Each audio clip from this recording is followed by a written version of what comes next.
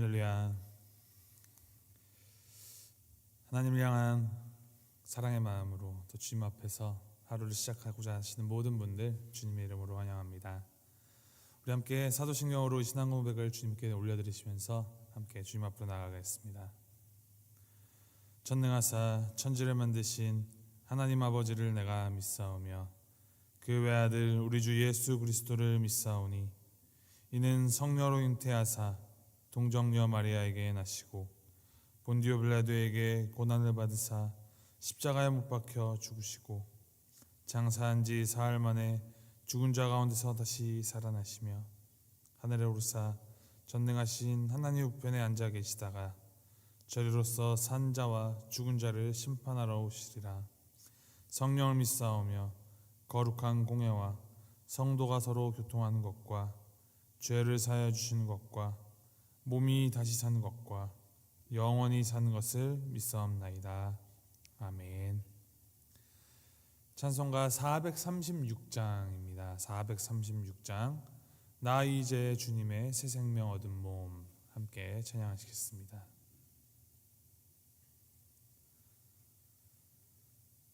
찬송가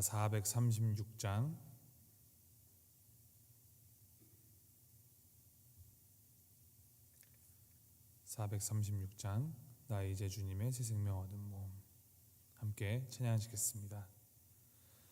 나 이제 주님의 새 생명 얻은 몸 옛 것은 지나고 새 사람이로다.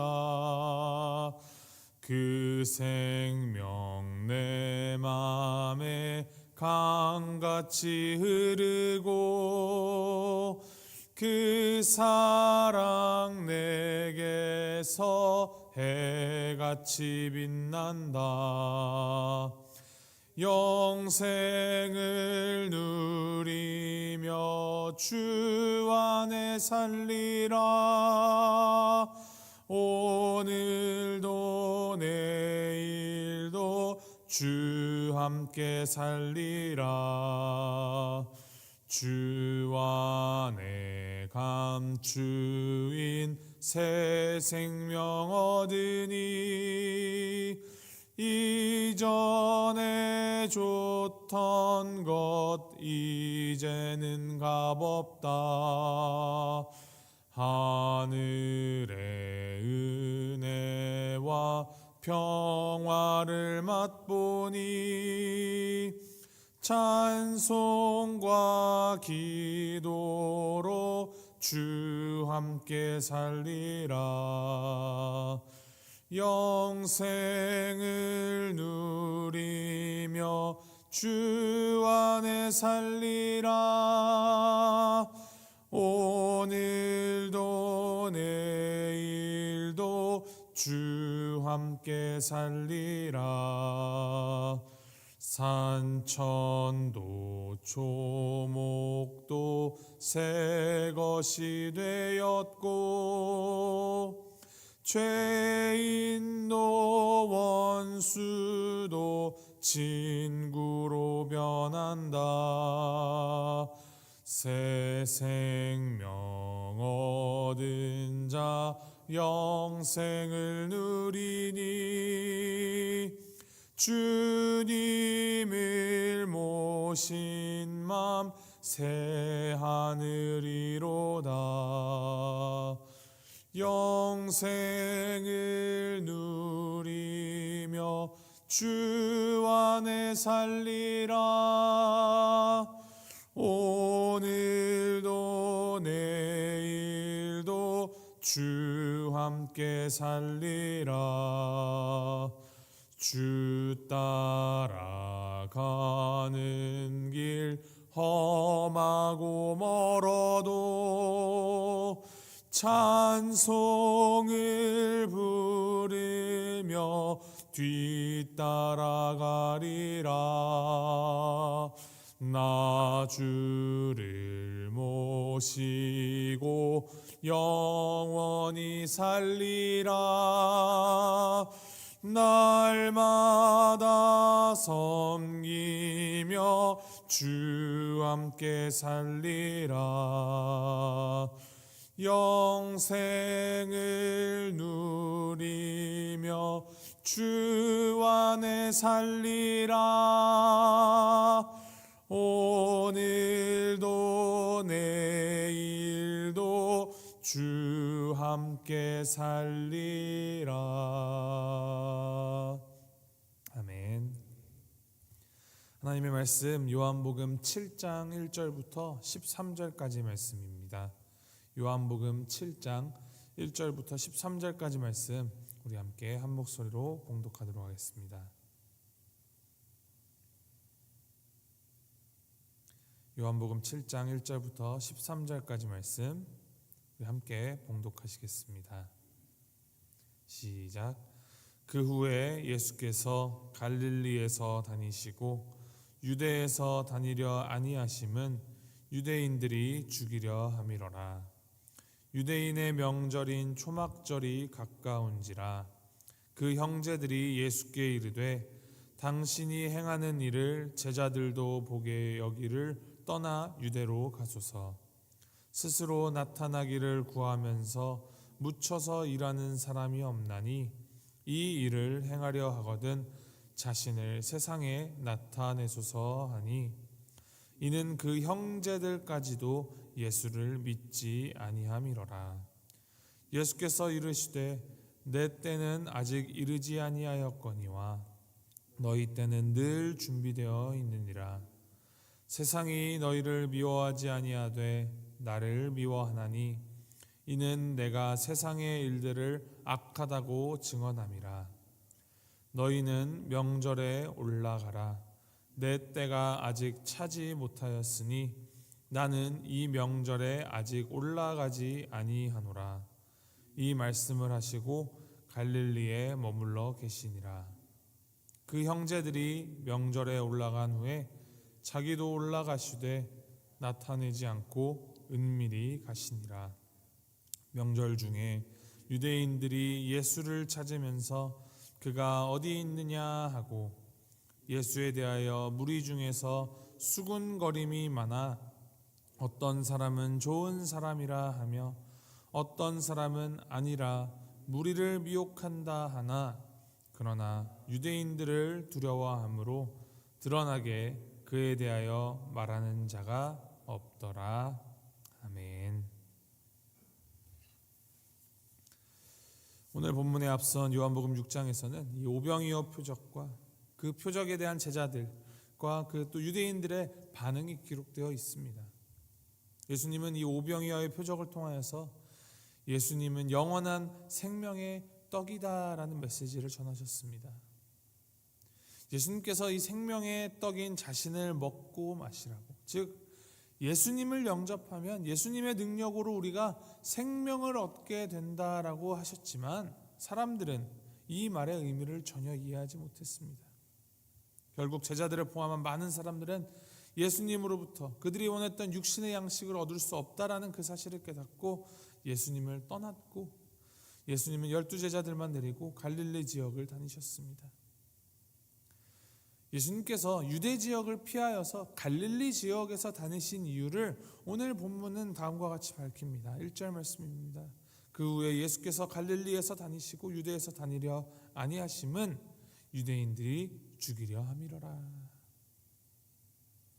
앞선 요한복음 5장에서 우리가 살펴보았듯이 주님은 안식일에 이 38년 된 병자를 치유하시면서 안식일 논쟁을 일으키셨고 자신이 하나님이다라고 말씀하셨기 때문에 유대인들은 신성모독을 빌미로 예수님을 죽이기로 하였습니다.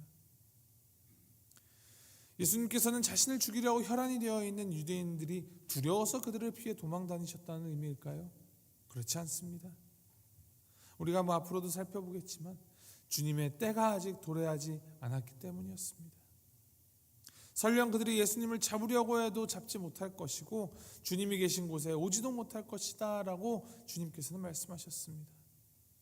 주님은 이 유대인들과의 불필요한 충돌을 피하여서 약 반년 동안 12제자와 갈릴리 지역을 다니시면서 그 그들에게 하나님 나라에 대한 진리의 가르침을 주셨습니다. 오늘 말씀을 보니 초막절이 다가오자 뜻밖에도 예수님의 형제들이 예수님을 찾아옵니다. 마가복음에 의하면 예수님의 이 공생의 초기에 가버나움에서 사역을 하고 있는 예수님을 친척들과 어머니 그리고 동생들과 누이들이 찾아옵니다. 이들은 예수님이 귀신 들려서 미쳤다라고 생각하고 붙잡아가기 위해 다가왔습니다. 그로부터 2년이 지난 시점입니다. 예수님의 동생들이 여전히 예수님을 믿지 않고 이와 같은 제안을 합니다. 3절과 4절 말씀입니다. 그 형제들이 예수께 이르되 당신이 행하는 일을 제자들도 보게 여기를 떠나 유대로 가소서. 스스로 나타나기를 구하면서 묻혀서 일하는 사람이 없나니 이 일을 행하려 하거든 자신을 세상에 나타내소서. 초막절은 이 임시 초막에서 7일간 생활하면서 조상들이 출애굽을 거쳐 약속의 땅에 들어가기 전 이 광야에서 지냈던 40년을 기념하는 명절인 동시에 이 추수한 곡식을 하나님께 바쳐드리는 감사절이기도 했습니다. 축제 중에 축제였습니다. 예수님의 동생들은 예수님에게 사람들이 가장 많이 모이고 집결하는 이 초막절에 이제 예루살렘 유대로 가서 자신이 하나님의 아들임을 만천하에 스스로 증거하라라고 말합니다. 사람들이 몰려드는 때 이 예수님의 그 예수님 되심을 만천하에 알릴 수 있는 가장 적절한 시기다라는 것이죠. 사람들의 주목을 받지 못하는 이런 갈릴리 촌동네보다 이제 이스라엘의 중심인 예루살렘에서 사람들 앞에서 귀신을 쫓고 표적을 행하고 말씀을 전한다면, 그래서 그야말로 하루아침에 벼락스타가 된다면 진정한 메시아로 추앙받을 수 있기에 솔깃한 제안이라고 여길 수 있을 것입니다. 그런데 이 동생들의 제안을 곱씹어보면 광야에서의 사탄이 예수님께 주었던 시험과 매우 유사하다라는 것을 깨닫게 됩니다. 사탄은 예수님에게 예루살렘 성전 꼭대기에서 떨어질 때 천사들이 나타나 구해주는 장면을 보면 많은 사람들이 예수님을 메시아로 하나님의 아들로 받아들이고 환영할 것이다 라고 유혹을 했었습니다. 기적을 행하여서 이적을 통하여 자신을 세상에 나타내소서. 이 동생들의 제안은 십자가가 없는 지름길로 가라라고 가르치고 있습니다. 지름길로 우리를 유혹해 갑니다. 그러나 예수님은 이 동생들이 제안하는 지름길에 대하여서 내 때는 아직 이르지 아니하였다. 너희 때는 늘 준비되어 있다. 라는 말씀을 주시면서 당신의 때와 또 너희의 때를 구별하십니다. 예수님께서 말씀하시는 예수님의 때는 예수님을 이 땅에 보내신 하나님의 뜻이 온전히 드러나는 때를 의미합니다. 예수님이 말씀하시는 이 하나님의 때는 예수님이 인간의 대속물로 유월절 어린 양으로서 십자가에 달려 죽으시는 때요, 죽은 예수님께서 부활하셔서 하나님의 영광을 드러내는 때이며, 부활하신 예수님께서 하늘에 계신 하나님 아버지 곁으로 올라가시는 그때입니다. 그 십자가가 없는 구원은 없습니다. 십자가의 지름길은 없습니다. 그런데 이어서 보면 참 의아스러운 장면이 기록되어 있습니다. 10절 말씀입니다. 그 형제들이 명절에 올라간 후에 자기도 올라가시되 나타내지 않고 은밀히 가시니라.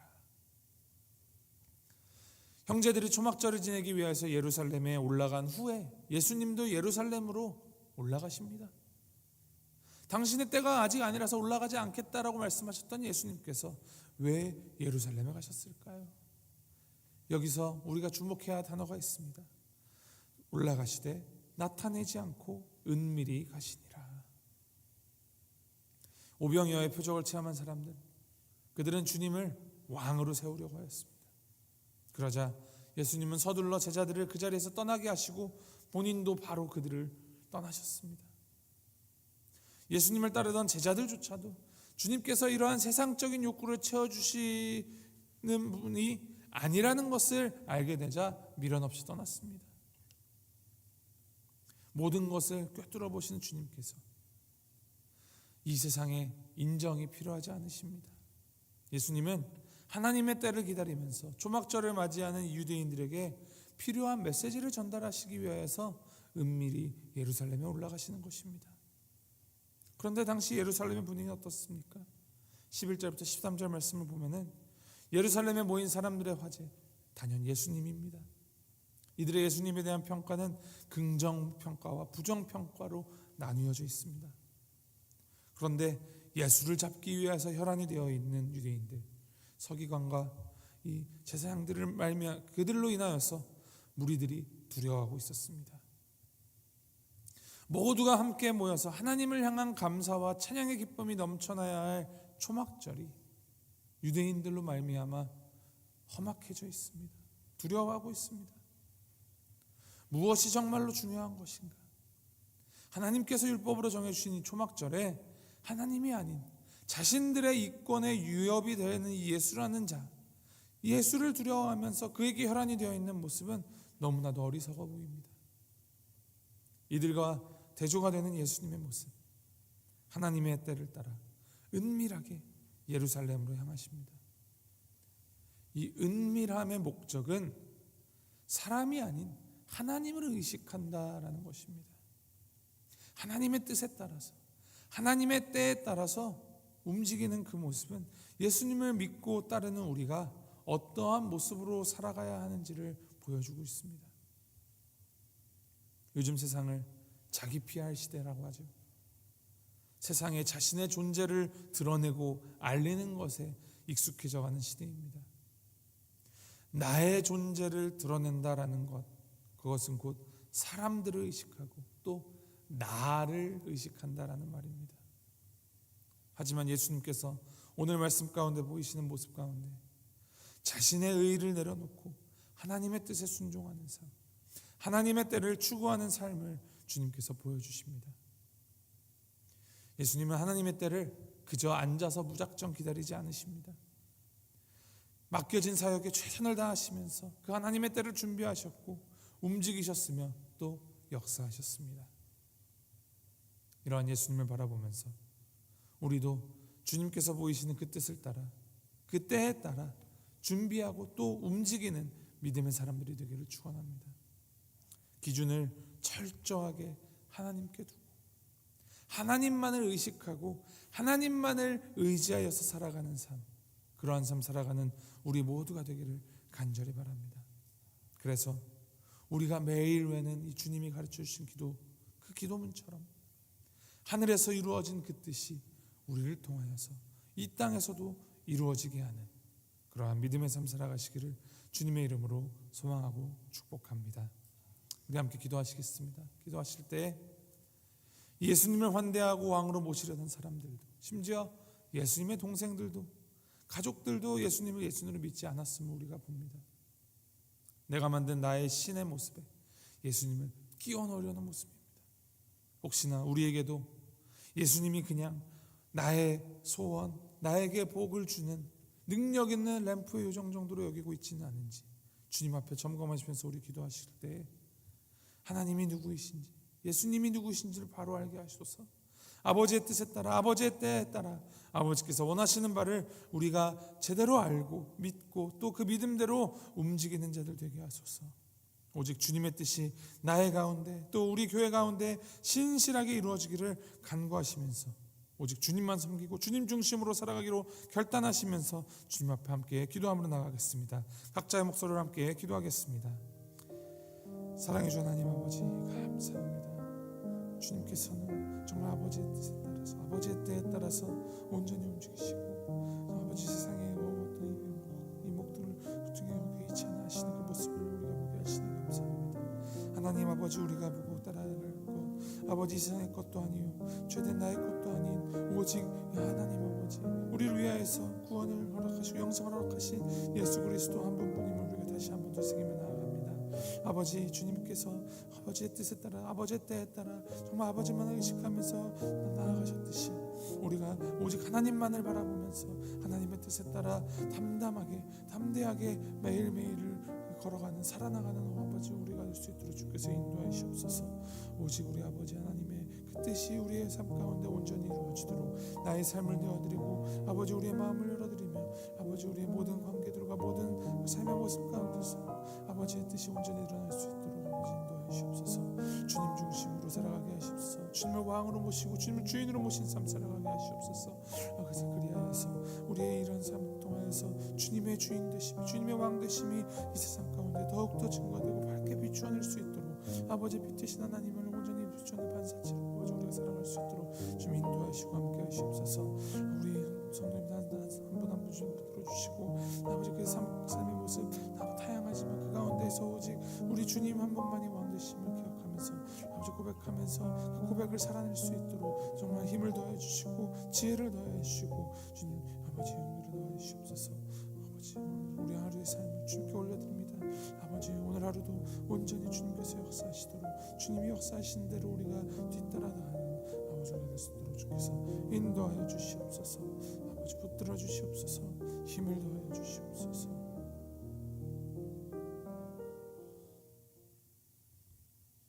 하나님 아버지, 말씀을 통하여서 우리의 삶의 중심축이 하나님에게 맞추어져야 함을 예수님을 통해 보게 하시니 감사드립니다. 주님, 세상이 쉬운 길, 빠른 지름길로 우리를 유혹할 때 이것을 분별할 수 있는 지혜를 허락하여 주시고 하나님의 뜻이 아니면 단호하게 거절할 수 있는 용기를 허락하여 주시옵소서. 주님의 뜻에 순종하며 주님의 때를 기다린다라고 다짐하면서도 눈앞에 펼쳐지는 녹록치 않은 이 상황으로 인하여서 우리의 때를 주님 앞에 고집하고 있는 우리의 어리석음, 이 믿음 없음 주님 용서해 주시옵소서. 주님께서 우리와 함께 하심을 믿습니다. 힘들어하고 있는 우리를 위하여서 주님께서 일하고 계심을 믿습니다. 주님의 뜻에 순종하고 주님의 때를 기다리며 매 순간 맡겨진 사명에 최선을 다하는 우리가 될 수 있도록 주님 인도하여 주시고 붙들어 주시고 주님의 손으로 도와주시옵소서. 감사드리며 이 모든 말씀 우리 주 예수 그리스도의 이름으로 기도합니다. 아멘. 하늘에 계신 우리 아버지여, 이름이 거룩히 여김을 받으시오며 나라의 임하옵시며 뜻이 하늘에서 이룬 것 같이 땅에서도 이루어지이다. 오늘날 우리에게 일용할 양식을 주옵시고 우리가 우리에게 죄 지은 자를 사하여 준 것 같이 우리 죄를 사하여 주옵시고 우리를 시험에 들게 하지 마옵시고 다만 악에서 구하옵소서. 대개 나라와 권세와 영광이 아버지께 영원히 있사옵나이다. 아멘.